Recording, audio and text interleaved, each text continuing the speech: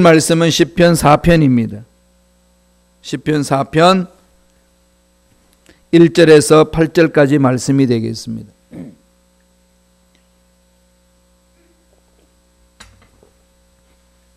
시편 4편 1절로 8절까지의 말씀을 다 같이 한 목소리로 합독하시겠습니다. 내 의의 하나님이여, 내가 부를 때 응답하소서. 곤란 중에 나를 너그럽게 하셨사오니 내게 은혜를 베푸사 나의 기도를 들으소서. 인생들아, 어느 때까지 나의 영광을 바꾸어 욕되게 하며 헛된 일을 좋아하고 거짓을 구하려는가? 야훼께서 자기를 위하여 경건한 자를 택하신 줄 너희가 알지어다. 내가 그를 부를 때에 야훼께서 들으시리로다. 너희는 떨며 범죄하지 말지어다. 자리에 누워 심중에 말하고 잠잠할지어다. 의의 제사를 드리고 야훼를 의지할지어다. 여러 사람의 말이 우리에게 선을 보일 자 누구냐 하오니 야훼여, 주의 얼굴을 들어 우리에게 비추소서. 주께서 내 마음에 두신 기쁨을 그들의 곡식과 새 포도주가 풍성할 때보다 더하니이다. 내가 평안히 눕고 자기도 하리니 나를 안전히 살게 하시는 이는 오직 야훼이시니이다. 아멘. 이 말씀으로 어려운 일을 만날 때라는 제목으로 은혜 말씀을 나누겠습니다. 우리 나라에 보편적으로 인사하는 말이 있죠. 아시나요? 밤새 안녕하십니까? 밤새 안녕하셨나요? 다음에 또 하나 더 있습니다. 무슨 말을 하죠? 진지 드셨습니까? 이 외국 사람들이 두 가지를 잘 이해를 못한대요. 이 인사말을. 그 몽골에 있는 대학생이 한국에 유학을 왔는데, 그래서 한국 학생이 보통적으로 우리 인사하지 않습니까? 밥 먹었나? 그래 물었더니 애가 버럭 화를 내면서 막 싸우려고 덤벼 들더래요. 그걸 왜 그러냐 그랬더니 나를 무시하냐? 내가 밥 못 먹고 사는 줄 아느냐? 우리나라가 니네들 나라보다 못 산다 할지라도 나한테 어떻게 그렇게 말할 수 있느냐? 이래서 마구 대들더라는 겁니다. 그래서 차근차근 설명했더니 그때서야 이해하고, 그래서 그 인사말로 받아들이고 화해했다는 얘기가 있습니다. 우리나라의 독특한 인사법이죠. 서양에서 말하면 굿모닝, 그냥 독일에서는 구테모건 이렇게 이야기하는데, 그 말이 그냥 밤새 안녕하십니까? 이렇게 잘 지내고 계시죠? 좋은 날 되길 바랍니다. 이런 인사 아니겠습니까? 그런데 요새는 정말 밤새 안녕하십니까? 그 인사를 좀 자주 해야 될 것 같아요. 세상에 무슨 일이 어떻게 일어나는지 모르겠어요. 얼마나 그냥 삭막하게 많은 일들이 일어나서 우리들 괴롭히는지 모릅니다. 오늘 이 시편을 보면은 그 내용을 담고 있어요. 시편 3편과 4편에는 다윗 왕이 아들 압살롬의 배반을 통해 가지고 쿠데타가 일어나서 밤새 도망가는 겁니다. 새벽에 일어나서 밤새 쿠데타를 일으켜 가지고 도망가야 될 신세입니다. 생각해 보세요. 자기가 믿었던 아들, 사랑했던 아들, 그리고 압살롬이 똑똑하고 잘생겼고 그렇게 압살롬을 이렇게 보살폈던 그 다윗 마음에는 그 압살롬이 뒤에서 아버지 마음에 등에다가 칼을 꽂은 그 상황이 되었습니다. 얼마나 분통이 터지고 얼마나 안타깝겠습니까? 그런데 아버지가 아들이 쿠데타 일으켰다고 어떻게 하겠습니까? 죽여버리겠어요? 아들인데. 이러지도 못하고 저러지도 못하니까 다윗이 선택한 것은 도망가는 겁니다. 왕이 도망가면서 하나님 앞에 엎조린 시가 시편 3편과 4편이에요. 그래서 학자들은 시편 3편은 아침에 부르는 노래고 시편 4편은 저녁에 부르는 노래다 그럽니다. 아침에 일어나시면서 3편을 읽으시고 저녁에 주무시면서 4편을 읽어보세요. 그 다윗의 마음을 깊이 좀 깨달을 수 있을 것입니다. 오늘 본문 1절에 보면은 곤란 중에 그런 말을 씁니다. 곤란 중에 어려운 일이 생겼다는 거죠. 이런 말할 수 없는 그 답답함이 밤새 생겼습니다. 이런 곤란이 있을 때에 어떻게 할 것인가 오늘 말씀이 가르쳐 주는 거죠. 이 곤란이라는 히브리 말로는 바차르입니다. 바차르.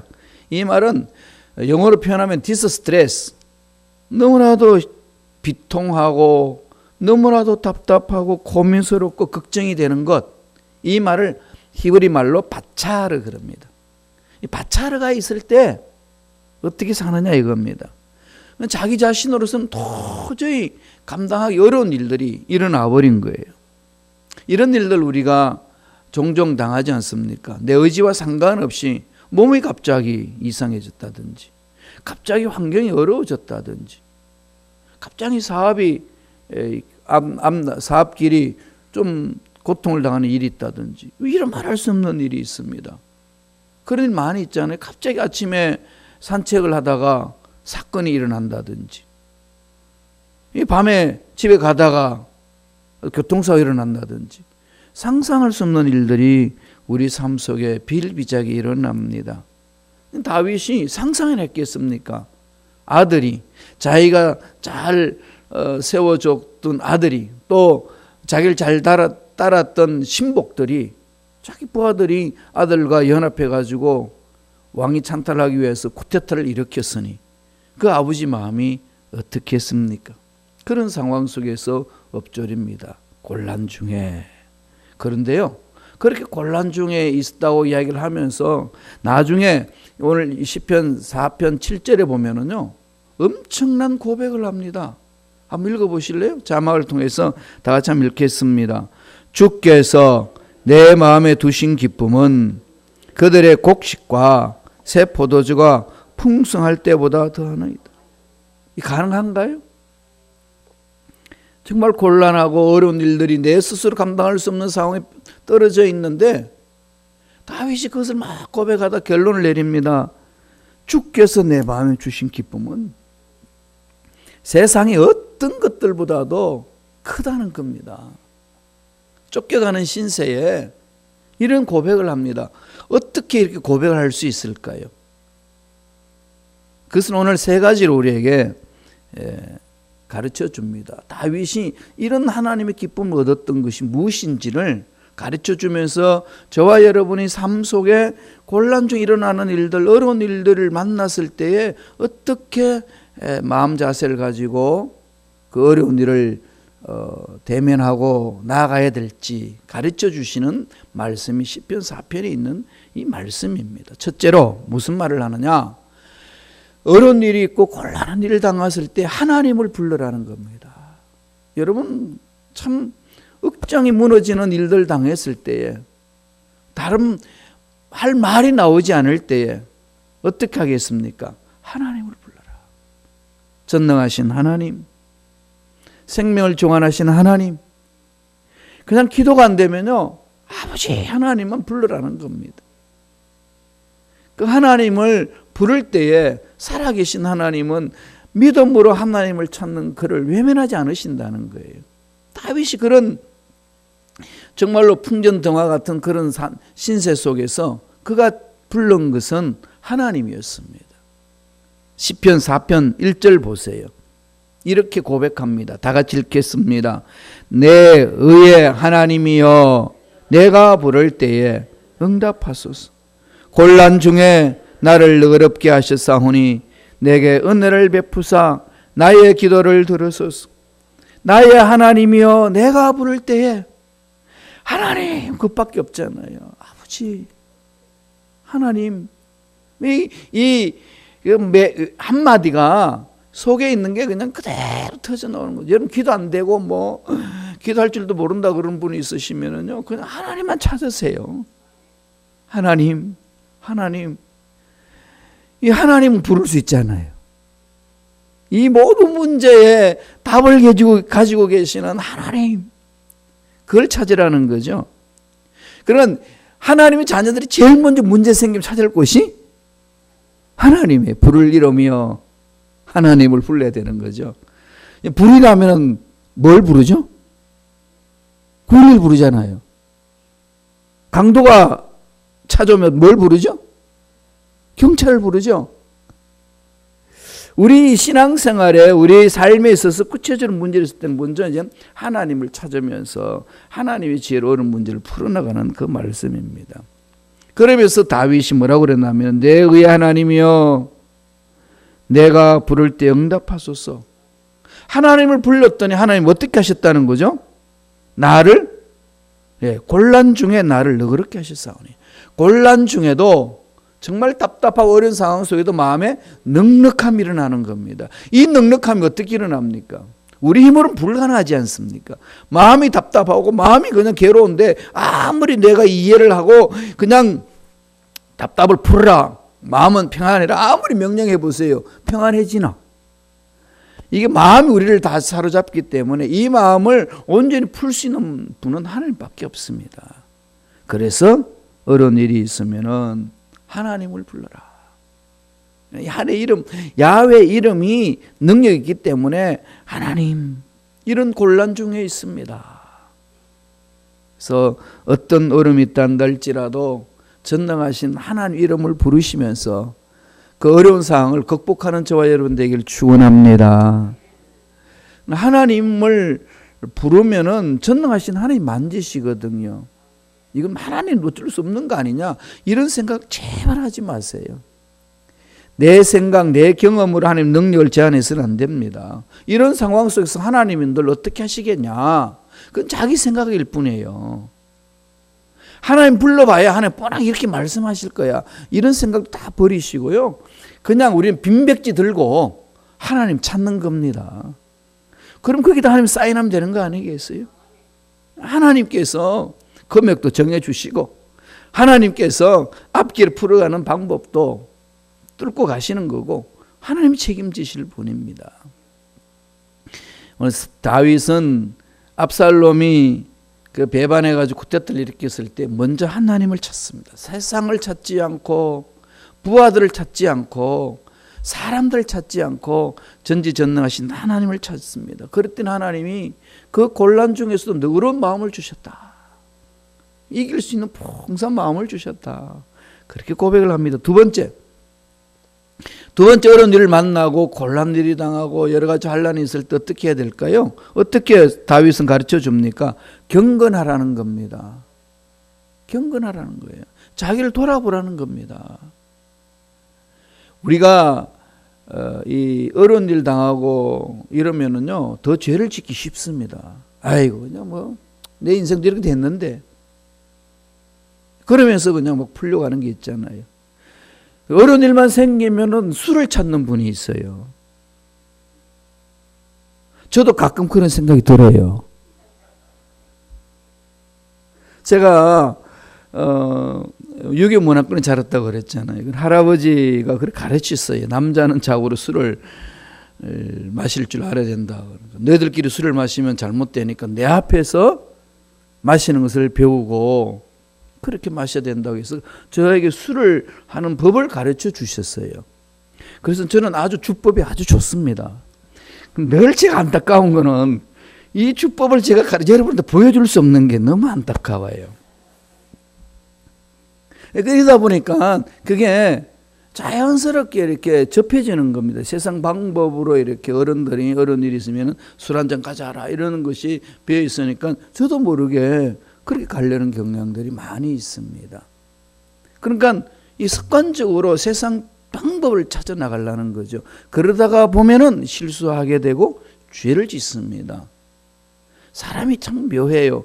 비 올 때에 우산 들고 옷에 비 안 맞으려고 얼마나 요리조리 피합니까? 그러다가 그냥 바람이 불어가지고 팍 비가 나를 덮으면 어떻게 하죠? 옷 버리면 그 다음부터 우산 걷어치우고 물이 있는 대로 처벅처벅 걸어 들어가죠. 이미 다 버렸다 이거죠. 이게 사람 심리예요. 하나님 정확하게 아시고 곤란 중에 있을 때에 더 경건하라. 그걸 말씀합니다. 4편 2절 3절 한번 읽어보실래요? 다 같이 한 목소리 읽겠습니다. 인생들아 어느 때까지 나의 영광을 바꾸어 욕되게 하며 헛된 일을 좋아하고 거짓을 구하려는가? 야훼께서 자기를 위하여 경건한 자를 택하신 줄 너희가 알지어다. 내가 그를 부를 때 야훼께서 들으시로다. 예, 지금 자막인 2절만 나오는데 3절까지 보면은 야훼께서 자기를 위하여 경건한 자를 택하신 줄 너희가 알지어다. 어렵다고 하나님의 손길 안 미치나 보다. 이 어려움은 내가 그냥 혼자서 고민해야 되나 보다. 이런 생각으로 세상과 짝할 수 있습니다. 어려운 일이 있고 고난이 있을 때 절대로 뒤로 물러서지 마세요. 하나님은 하나님 백성들의 어려운 상황들을 절대로 모른 채 하지 않습니다. 하나님은 정확한 때에 만나주시고 하나님을 찾고 매달리는 자 반드시 만져주셔서 어려운 상황을 극복하게 해 주십니다. 이 다윗이 지금 처해 있는 상황이 얼마나 어렵습니까? 누구한테 하소연하겠어요? 그렇다고 왕이 그늘 가지고 무력적으로 그 아들을 이 정면 대결해 가지고 다 진압을 해버리면은 죽여버려야 되는 그런 상황이 나오는데 다윗은 그 어려운 상황 속에서 자기 살기 위해서 인간적인 방법을 택하지 아니하고 전적으로 하나님께 맡기고 더 죄짓지 않기 위하여 하나님의 말씀에 순종하는 모습을 봅니다. 경건하라. 경건하라 이 말은 히브리 말로 하듯이 하나님께 대하여 온전한 마음을 가져라 이거예요. 하나님께 대해서 온전히 내 마음을 집중하면서 집중하는 그 마음에 하나님이 내 삶을 책임져 주실 줄로 믿습니다. 이 고백이에요. 이게 경건한 삶이거든요. 그래서 무슨 말을 합니까? 헛된 일을 버리라는 겁니다. 헛된 것. 세상적인 방법으로 뭔가 풀어보겠다는 것. 순간적으로 세상적인 방법으로 풀겠다 해가지고 잃어버릴 수 있는지 몰라도 늘 문제는 나를 따라다닙니다. 근본적인 문제가 해결되지 않는다는 거죠. 근본적인 문제는 전능하신 하나님이 만져주셔야 됩니다. 그 낙한 영들은 근본적으로 문제 해결되는 것들을 잘 못하게 합니다. 세상 방법 교육이 그렇잖아요. 근본적으로 문제를 해결해 주는 걸로 가르쳐야 되는데 그러지 않습니다. 독재자들은요, 그냥 배고픈 사람에게 조금이라도 생명 연명할 수 있는 그런 것만 먹이면서 끌고 가잖아요. 미혹하잖아요. 유대인들의 교육 방법은 뭐죠? 배고픈 자에게 그냥 생선 한 마리 주려고 그러지 말고 낚시하는 법을 가르쳐라. 그들의 교육 방법입니다. 스스로 일어설 수 있는 길을 가르쳐 주는 거죠. 그저 지금 당장의 어려움을 모면하기 위해서 무엇을 정체를 꾸미고 하면은요, 끊임없이 그는 그렇게 매달려서 가야 되지만은 낚시하는 법을 알게 되면 언제든지 가서 고기를 잡으면 됩니다. 하나님은 우리에게 그런 것을 가르쳐 주는 거죠. 그게 뭘까요? 하나님을 의지하는 거라는 거죠. 그래서 죄를 짓지 말고 헛된 것에 매이지 말고 버려버리고 온전히 경건에 힘써라. 즉 하나님의 베푸시는 은혜를 보살펴보라는 거죠. 자신을 돌아보라는 겁니다. 그러면서 4절에 이렇게 말합니다.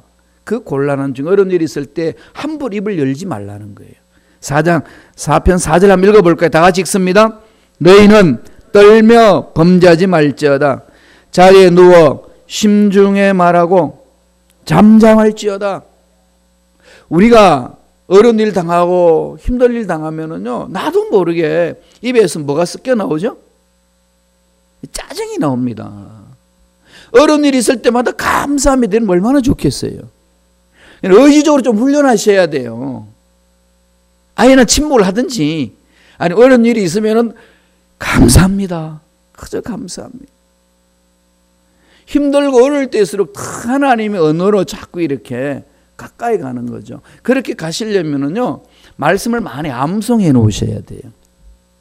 말씀을 많이 암송하세요. 그리고 아이고 이 나이에 무엇을 외우랴 목사님, 아무리 외워도 또 잊어먹는데 이 돌 같은 머리에 뭘 이렇게 새긴단 말입니까? 그런 분 계시는데 걱정하지 마세요. 돌은요 한번 새기기가 어려운 거지 새겨놓으면 안 지워집니다. 끊임없이 가면 돼요. 끊임없이. 근데 성령께서 도와주셔요. 성령께서 도와주시기 때문에 말씀을 많이 외워놓으면 치매도 안 걸리지요. 그 말씀이 내 속에 잠겨져 있으면 때를 따라 하나님이 깨닫게 해주시는 거죠.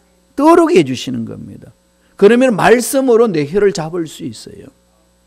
그래서 분명히 말씀하셨잖아요. 심중에 말하고, 심중에 말하고. 그냥 입 밖에 퍽 던지지 마라.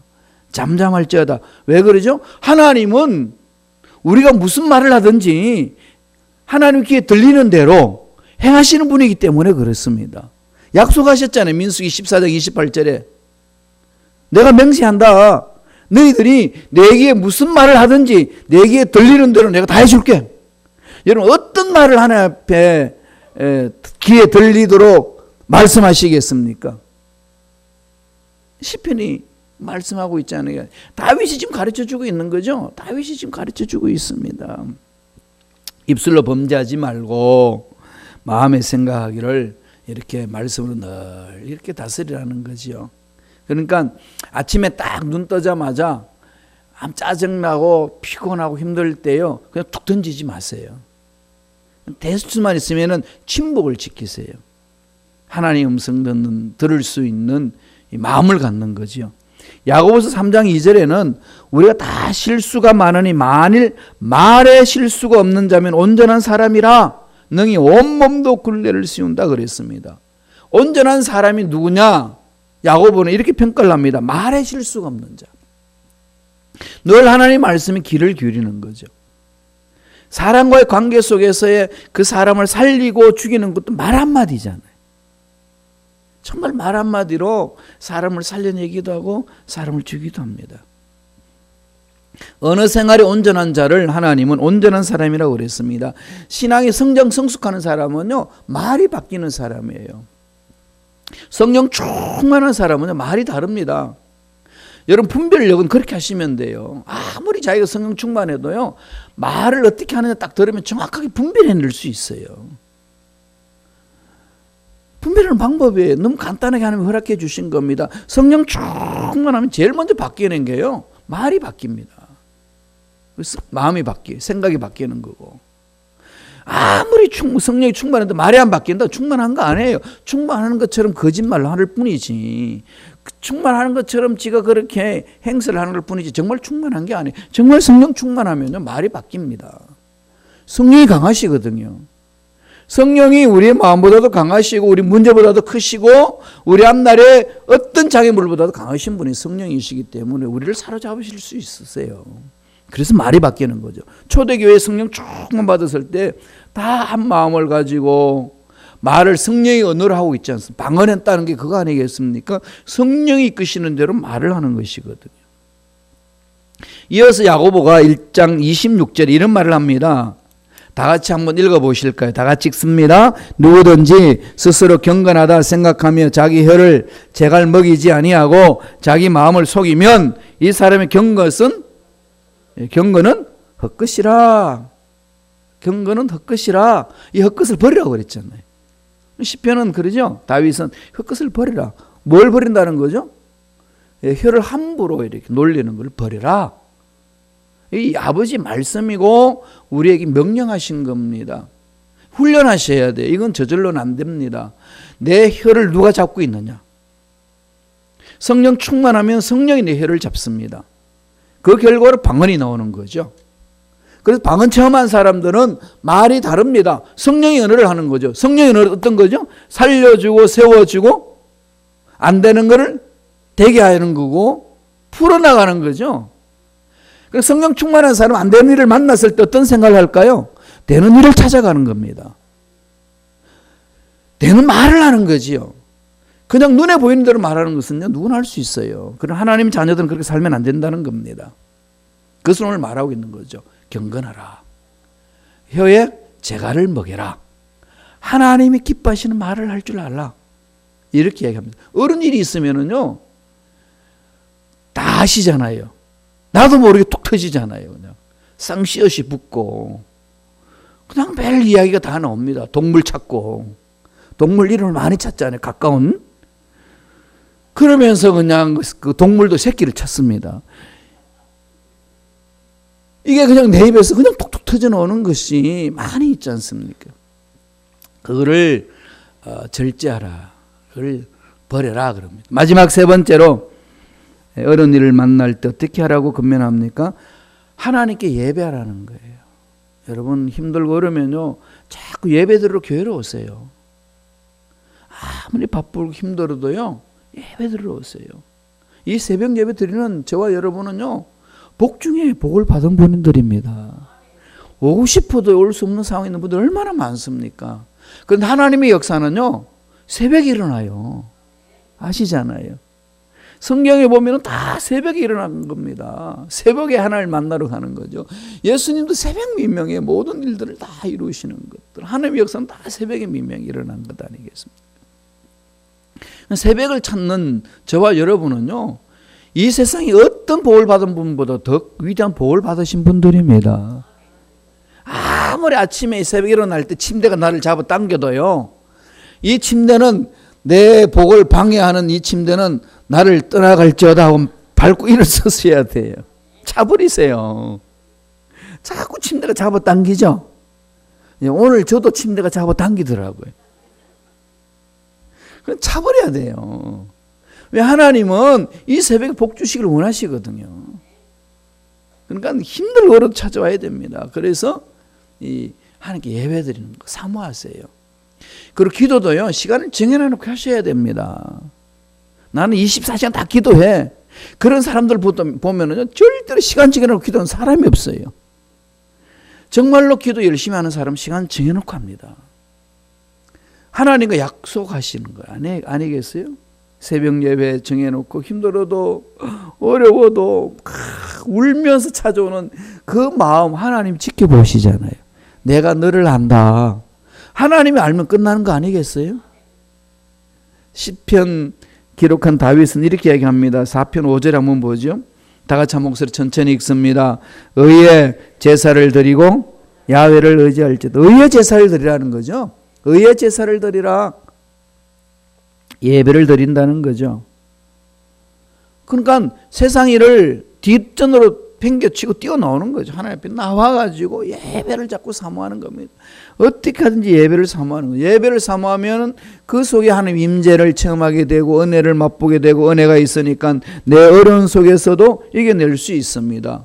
그렇게 했더니 다윗이 어떤 복을 받았다고 이야기하나요? 7절에 있습니다. 읽어봤습니다. 한번 읽어볼까요?